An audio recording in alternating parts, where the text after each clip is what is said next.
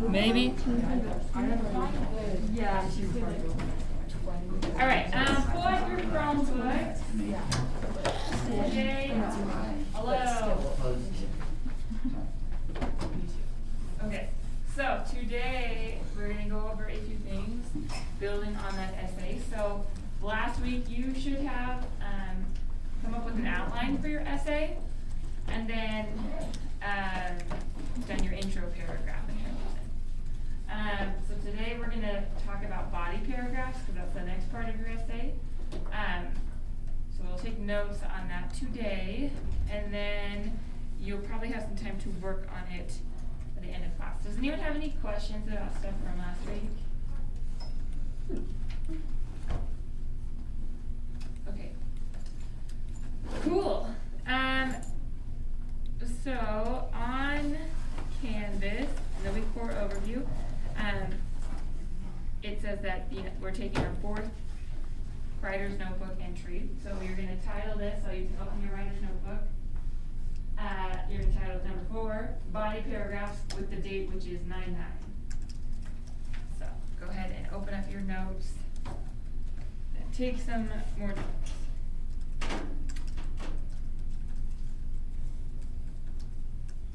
Cool. So yeah, just called body paragraphs 9/9. We were going to do something else today, but I felt like that was like too much. So we'll do it next week. I know you're totally bummed about that. Let's see the sadness in your eyes.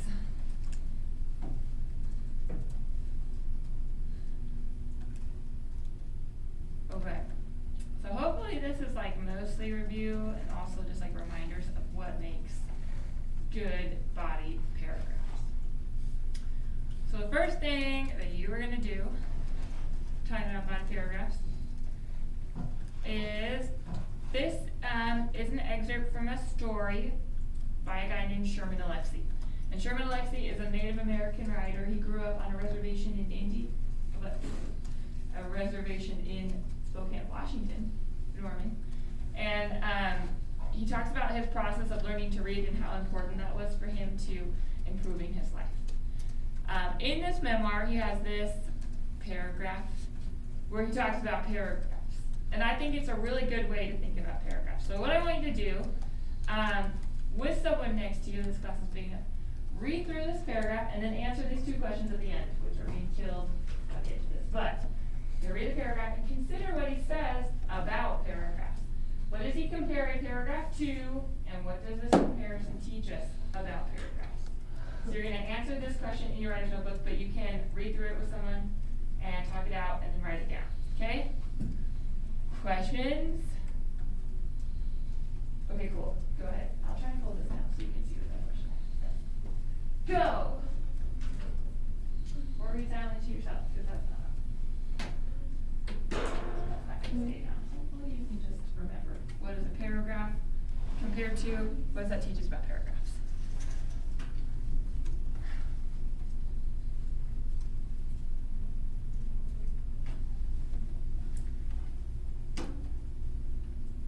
Is Landon here?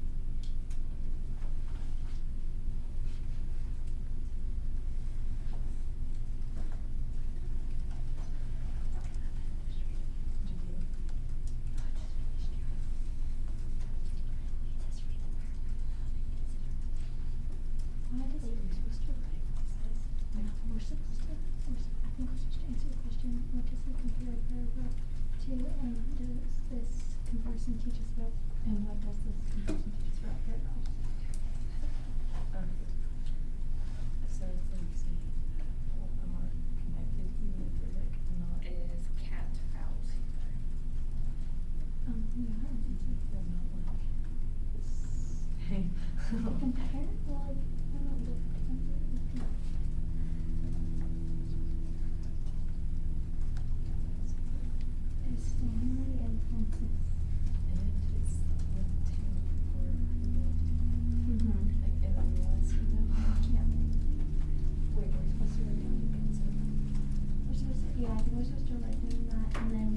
comparison teaches about paragraphs.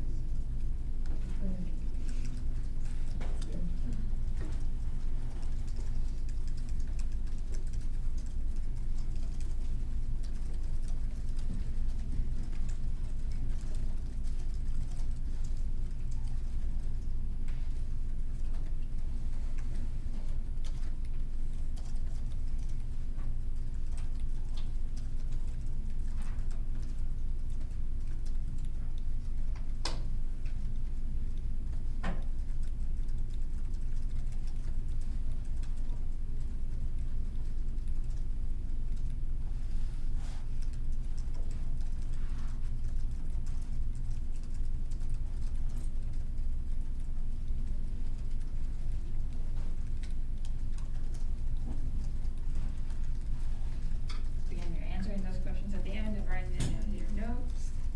Read it and read it.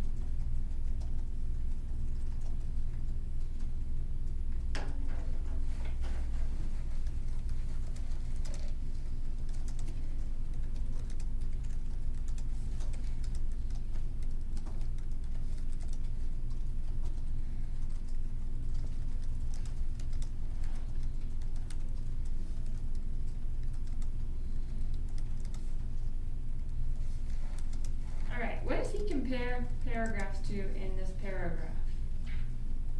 Yes. He compares them to a fence.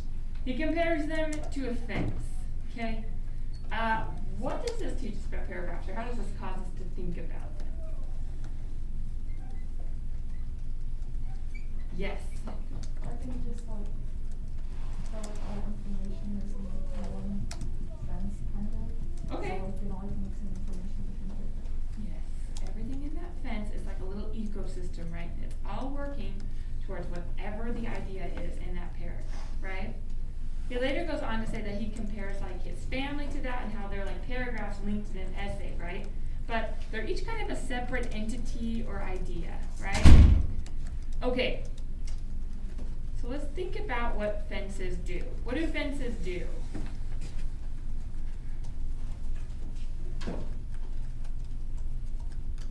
Okay, I'm gonna help you out with another art project because I know you love fences.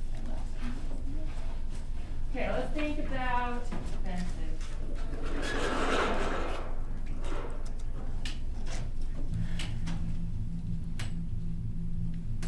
Okay, let's say I have a fence. And like Olivia, right, said, a fence kind of makes sure that everything in it is working together and is cohesive, right? So let's say that I have a fence, and in this fence are sheep. Okay, so I've got this lovely sheep here, little eyeballs, and she got some hooves. I got a big old daddy sheep.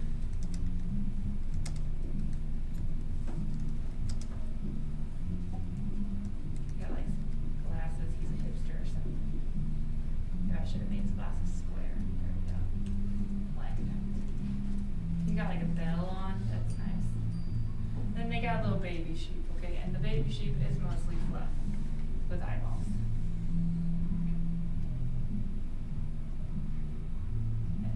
Okay. Here's my sheep pen, okay?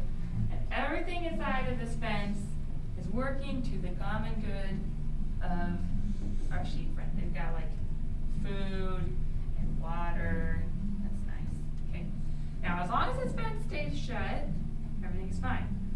even though outside the fence lurks a dangerous wolf. I'm very good at drawing wolves.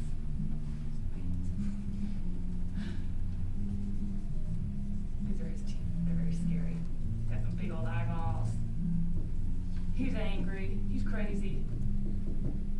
He's got some claws. Maybe I should make them more jagged.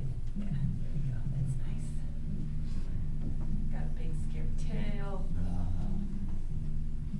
Here's his little feet. Because they're giant feet, actually.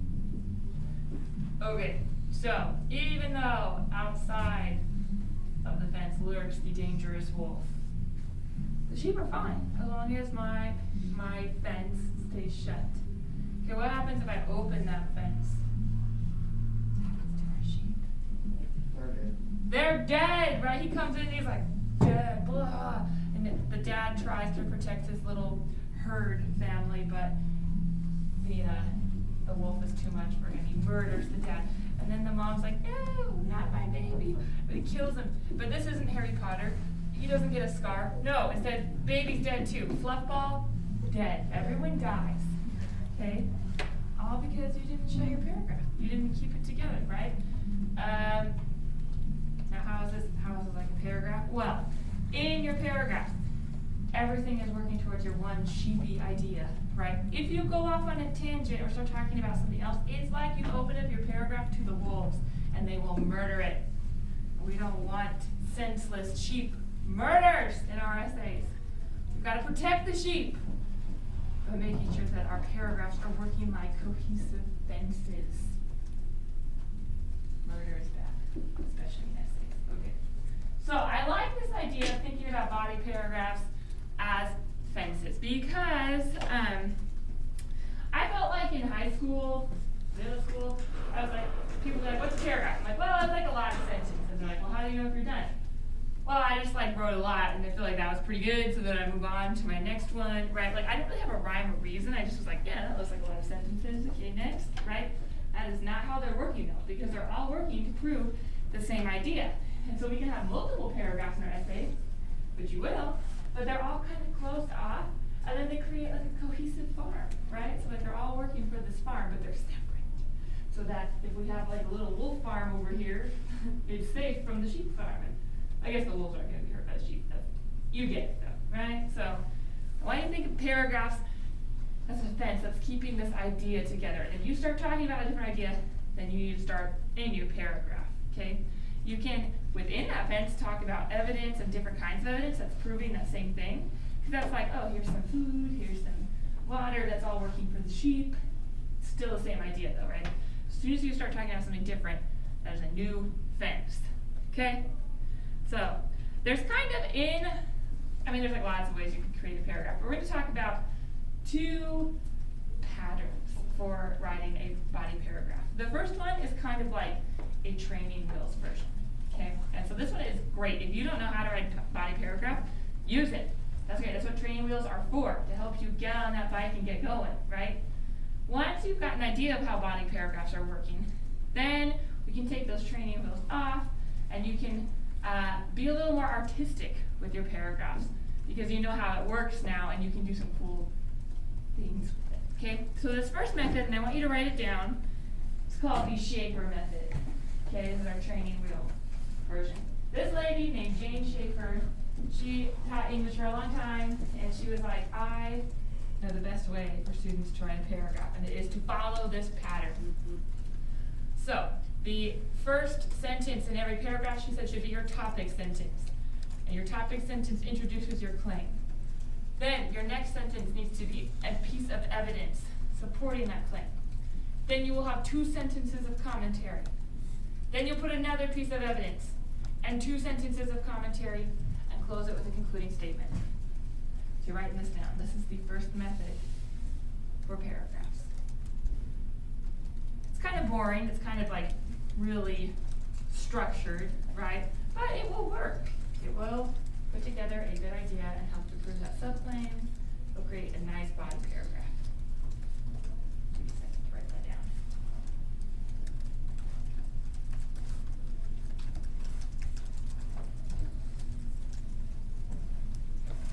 I don't even know why I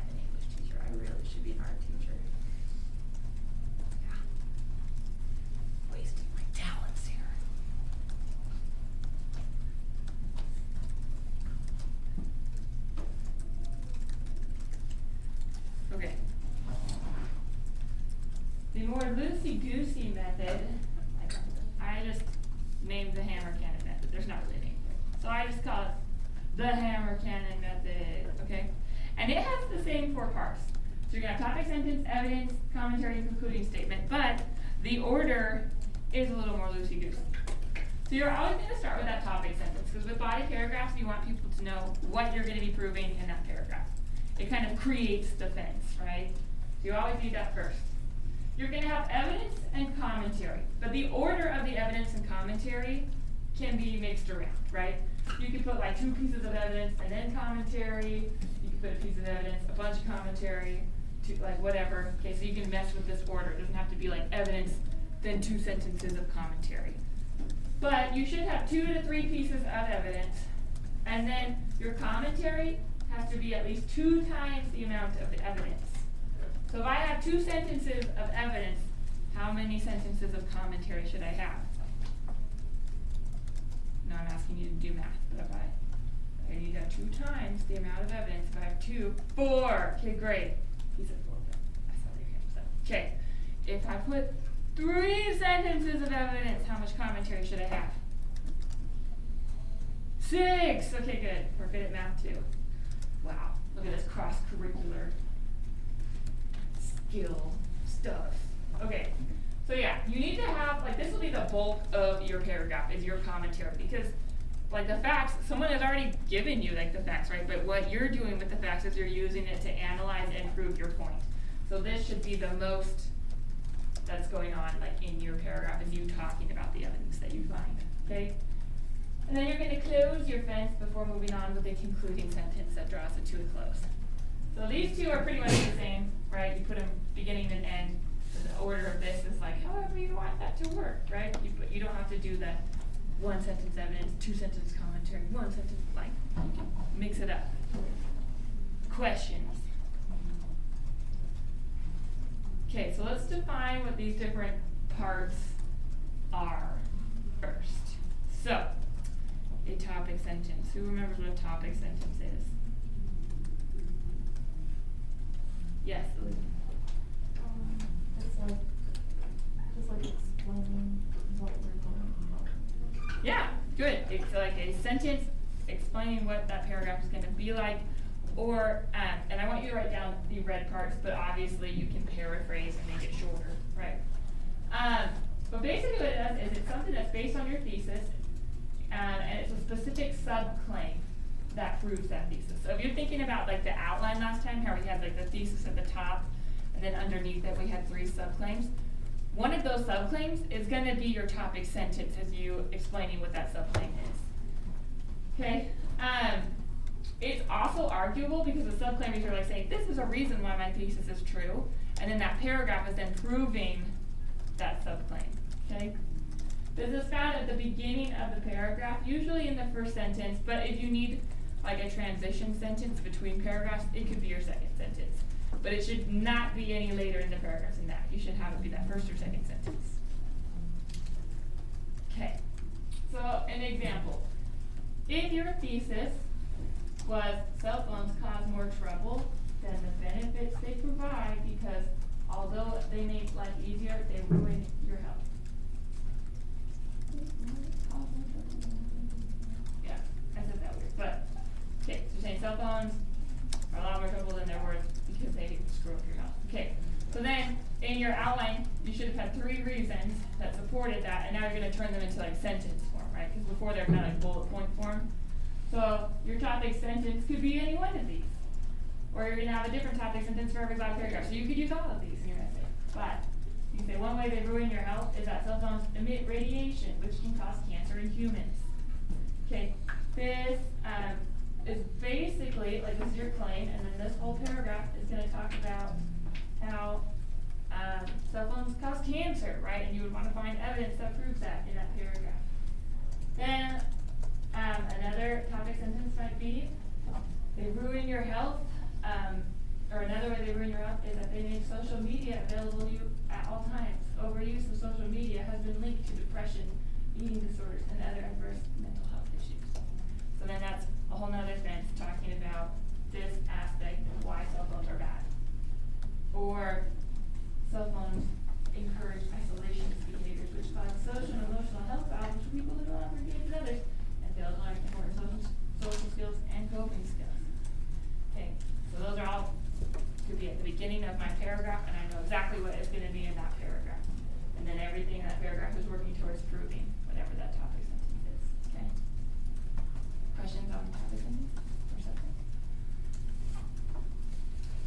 You can see if you have an outline, this process is very easy, because you're just like, okay, I'm taking, what did I say my first subclaim or reason was? Okay, that's my topic sentence, right? That's nice. Okay, so after topic sentences, the next kind of part of a paragraph is evidence, right? So write down the red stuff. It's supports or proofs for your claims and subclaims, right? It's found in the middle of your paragraph in multiple places, so you've got multiple pieces of evidence proving your topic sentence, right? And you'll need multiple for each paragraph. So in this particular essay, I said you need at least 2. You can do more than 2, that's totally fine, but you need at least 2. So it should come from research and relevant sources. So it should not be like, so anyway, this one time, I'm gonna tell you this story, right? You wanna find like good, solid evidence that convinces your audience. We talked about the rhetorical triangle last time and how when you appeal to people, you wanna consider who your audience is so you can be convincing to them. So that's why I had you use UEN.org, because those are credible sources that you can then use to support your essay. Evidence can come in 2 forms, basically. You can use direct quotes, where you take the words right out of the source that you're using, and you cite it, say like, I took this from Daniels on page 20 or whatever, right? You can also do what's called a paraphrase quote. You should have a mix of both.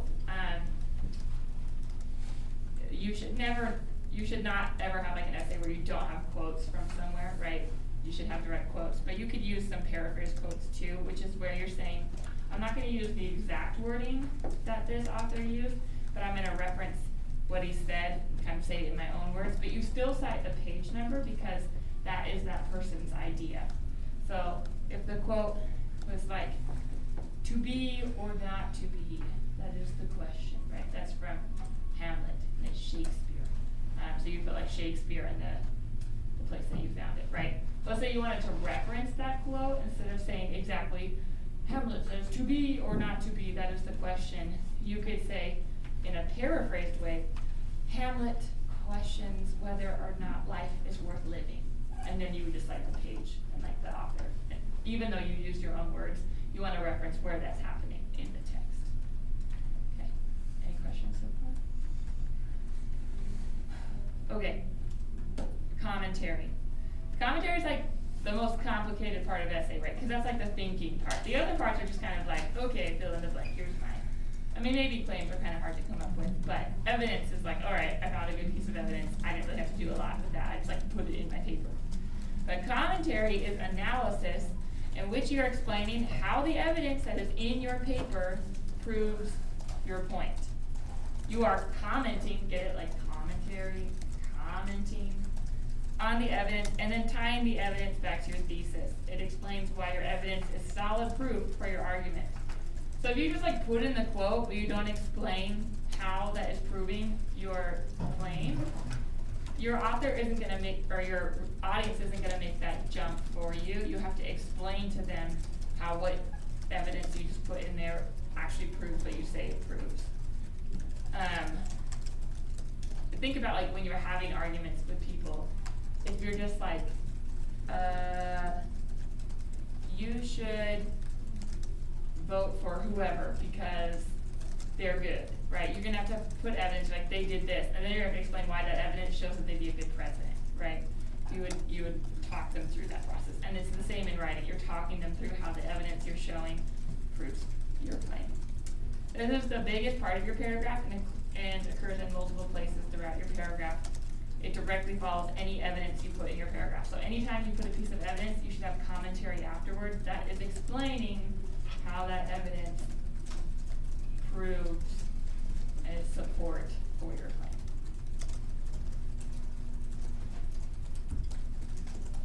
Definitions. Give me a second to type that.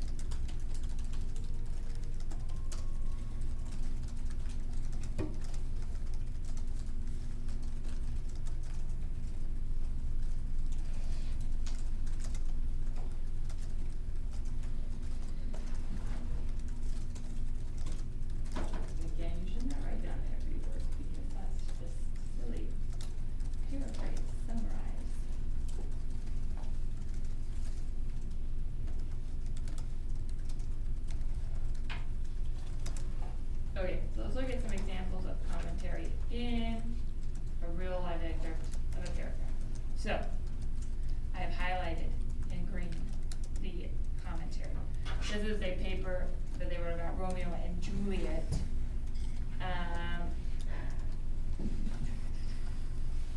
So it says, after Romeo is exiled, Juliet's father wishes for her to marry Paris. Of course, Juliet has no desire to do that.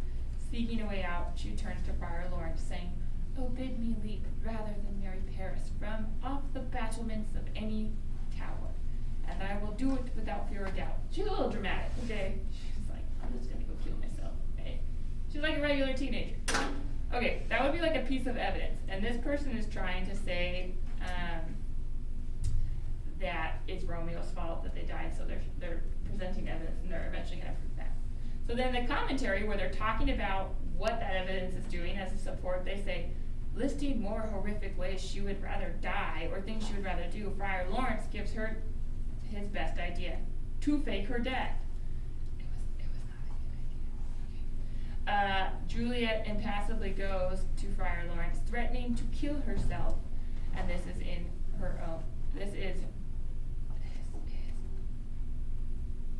this person wrote it on demand, but this is in her own head. Her options were not as few as she thought, but no one made her go to the friar or say the things she said. This was the first step she took, in which it is evidently her own fault for the path of fate. Okay, so they've explained why that evidence is showing that, like, it's her fault that she died at the end. Okay, I guess this person is blaming both Romeo and Juliet. Okay, so now they put another piece of evidence that is showing that it's both Romeo and Juliet's fault. So they said kind of why it's Juliet's fault, now they're going to say why it's Romeo's fault. When Romeo comes to find her in the tomb, his bitterness overcomes him, and he rattles off a monologue before stabbing himself. In this monologue, he states, "I will stay with thee, and never from this palace of dim night depart again. Oh, here will I set up my everlasting rest." Okay, he's a little dramatic too, right? Romeo chose his path. In this quote, he is clearly vowing to stay with Juliet in what he thinks is her final resting place forever. He says his last few words with a deep conviction, asking death to come for him quickly. In reading his final words, one can see that to blame his parents or the feud or his circumstances is a weak and flimsy claim. Romeo knew what he was doing, and he knew his consequences. Juliet wakes to find his body buried. So anyway, so they're explaining that quote and like why it's proving that it is Romeo's fault too. Okay. So commentary, what you're doing is after your evidence, you're explaining that quote and why it is relevant to what you're proving. Okay? Okay, cool. The last thing in the paragraph is your concluding sentence. Red part. Your concluding sentence wraps up the paragraph and explains what you just proved in that paragraph. It also ties everything back up to your thesis. It comes at the very end of the paragraph, and it makes it sound like it is in fact the end of the paragraph. It's closing that fence door so that no wolves get in and you can move on to your next fence, right? So some examples. I think this first one is from that paragraph right before. It says, "Thus the blame and responsibility rightfully falls upon their shoulders." That "thus" word is like oh yeah, this is the end. You don't hear "thus" and think, I'm gonna keep reading forever. It's like, based on all of this, I'm wrapping it up, and they kind of restate their claim, which is the responsibility falls on their shoulders. This other person thought it was Friar John's fault in the play for them dying at the end. So he said, if Friar John had just passed a letter on to someone else to deliver to Romeo, this tragedy would have never taken place. So they kind of restate what they think, and they kind of reference another part of their paragraph where they talk about that whole letter exchange. And then like the last one, this one is from an essay about To Kill a Mockingbird. It says, without the introduction, the reader would not be able to connect the characters and the conflicts they will face in the book's to the book's strongest symbol, a mockingbird. So they, again, without that, so based on everything I said in this paragraph, they wouldn't have made this in connection to the symbol, which is important. So anyway, it'll make more sense when you write your own and you actually know what was in the paragraph before it. Questions on any parts of the paragraphs? Have you heard all these terms before? That is good. Okay. Here is a real life paragraph that I've highlighted showing the different parts. The red is the topic sentence. It says, first and foremost, the construction of a new building should be a priority because it is a danger, because of the danger that's posed for students if it is not. So that is their claim. So everything in this fence, in this paragraph, should be proving the fact that if we don't get a new Timp view, it's dangerous for students, and that's why we should rebuild it, okay? Then I've highlighted their evidence in blue. So anytime you're like pulling a quote from somewhere, that's a piece of evidence. So that would be like evidence in your paragraph, okay? So they say, an official news article states, a structural study conducted at Timpview has found that an earthquake could result in collapses and possible fatalities in the building. So now they need to explain that evidence, because if you just said like, thus, we need to rebuild it, they haven't really explained why that's such a big deal and why we should rebuild Timpview, so they need to explain that. They say it is especially urgent that Timpview is rebuilt because Timpview sits directly above the Wasatch Fault, right? So like, oh man, we're on a fault line, that's why the earthquake would tip it over, which is the assumed location of a major imposing earthquake. If the earthquake were to hit now, Timpview would not be able to handle it. So they're explaining that evidence. They're gonna put another piece of evidence in that proves, according to the analysis performed in November 2018, a gym roof and some classroom floors are not adequately connected to varying walls. So that's another piece of evidence showing that this is a dangerous place. Now they need to explain why that's dangerous and why we should build a new school. Building a new school would better ensure the safety of students because unlike the current structure, it would likely be equipped with the appropriate earthquake technology needed to withstand major seismic activity. Okay, so they've explained that and said, we need to build a new school.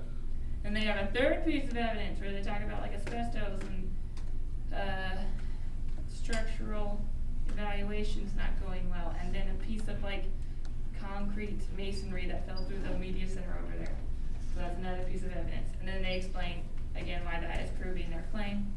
If the school was rebuilt, such things would be much less of a concern, and students would be able to learn in a safer environment. These are important things to consider when voting whether or not to rebuild Timpview. And then their concluding statement is kind of built into that one. And based on these considerations, it is obvious that the school should be rebuilt. Okay? They close that fence. It sounds like the end. We know that they're going to move on to a different point. Okay, so here's another paragraph. What I want you to do is to, for each sentence, identify if it is the topic sentence, concluding sentence, evidence, or commentary. So I think there's like 11 sentences total. So just in your notes, you're going to put like 1 through 11. Then you're going to look at the first sentence and say, okay, which one is this? So it says, second, having a new school building would create a better learning environment for the students of Timpview. Is that a topic sentence, concluding sentence, evidence, or commentary?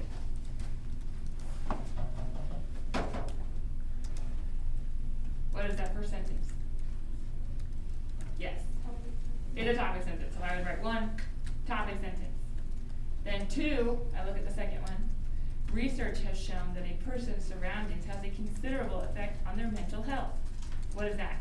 Evidence. Evidence. Good. So I put 2 evidence. Okay. So you're going to keep going through and marking whether it's topic sentence, evidence, commentary, or concluding sentence. Okay. And I think I might be a bad counter, but I think there's 11. Okay. So go through and do that really quick.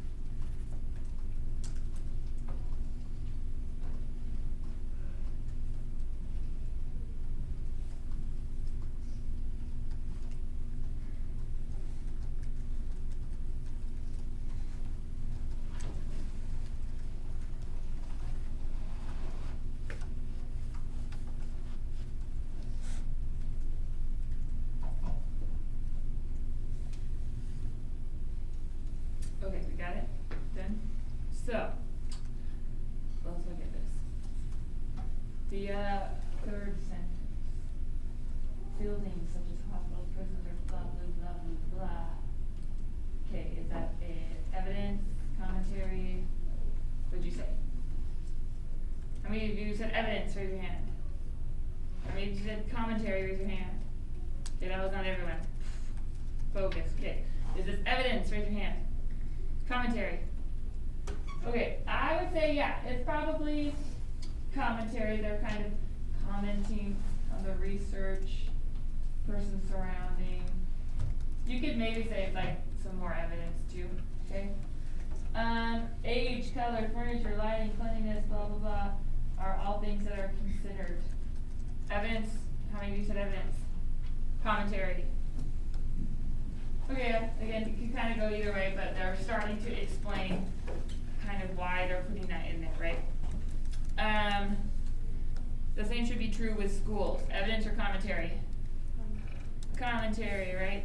A recent study found that blah, blah, blah, blah, blah. What is that? Evidence. Okay, good. That's pretty obvious, right? All of these aforementioned factors, blah, blah, blah. What is that? Commentary, good. By rebuilding the majority of these things, blah, blah, blah. What is that? Good. Helen Clark says all this stuff. What is that? Good job. Then, this stimulating environment is commentary. And the last one? Conclude. Oh, you guys are geniuses. Because she's your teacher, that's why. Obviously. Is he here? Yes. You're Eli, right? Yeah. Cool. Crushed it. She, see how smart she is? She crushes everything. Thank I you. hope you guys are all smiling behind those masks. I know it. It's just deep in my heart. Thank you. Thanks, Mrs. Moffett. Okay, so what you're gonna do this week is, on Canvas, your assignment, shockingly enough, is to write 3 body paragraphs for your essay. Okay, so if you go to the weekly overview, you can click on the assignment, which I have cleverly named 3 body paragraphs. Okay? You can just, if you want, if you already have like a Google Doc with your intro paragraph on it, you can just add your 3 paragraphs to that document and keep writing on it. Because I don't know about you, but when I'm writing like an essay, I like to like refer back to the first paragraph because I'm like, wait, what am I doing again, right? So you can do that, and I'll just know if you have 4 paragraphs that the first one is your intro, right? Or if you're like, no, I must separate all of my assignments, you can start a new Google Doc. I don't care. It's totally up to you. Okay, so you remember all the important things we talked about today in class. So making sure that you have more evidence, more commentary than evidence, at least a couple pieces of evidence per paragraph, that your topic sentence is at the beginning, concluding sentence closes the paragraph, right? And then when you're done, you'll just turn it in. And it's as easy as that. If you have your outline done already, this is gonna be easy for you because you're just like, okay, I'm just like filling in the blanks. I already have my topic sentence basically and my evidence. Now I just need to add in that commentary and concluding sentence. So, questions, concerns. Okay, and I'm gonna give you, I guess we have like 20, almost 20 minutes that you are working on in class. That way, if you have questions that come up, you can ask me, and I'm here for you. Okay? I'll put on some mood music, some piano, guys. You're welcome. Also, it just makes me feel less awkward because there's not as much silence.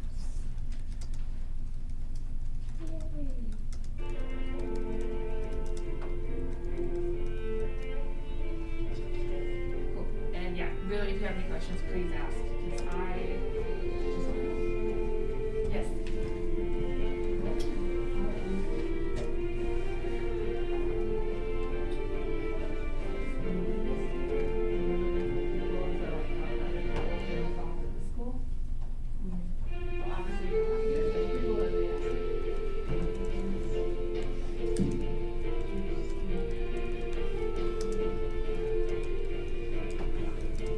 Did everyone in this class get books checked out to them? You haven't yet? Okay, so I'll check them out to you in just